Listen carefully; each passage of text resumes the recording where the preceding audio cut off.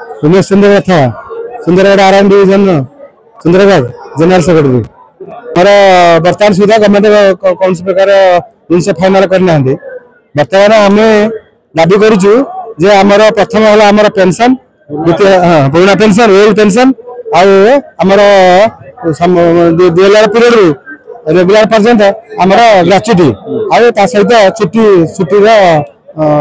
भत्ता पेंशन यहाँ हूँ 40 वर्ष आम बर्तमान डिपार्टमेंट कहीं रिटायर हो पूर्व सरकार आमको प्रतिश्रुति देते प्लस आमको रेगुलर करते वार्ड रेगुलर करते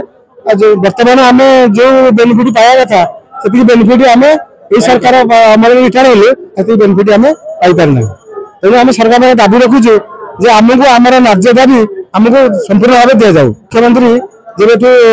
मानने मुख्यमंत्री हेले ग्रीवांस आम वार्ड डिपार्टमेंट तरफ ग्रीवांस दि जाता आमको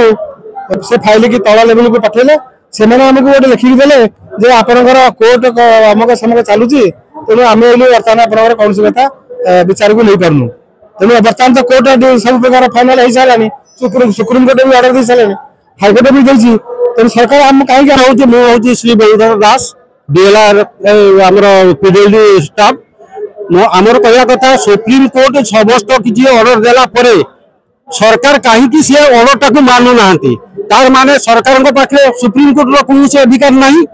आमर कहवा कथा हूँ तेणु आम न्याय दाबी आमको नदेला पर्यंत आम संघर्ष लगी रही।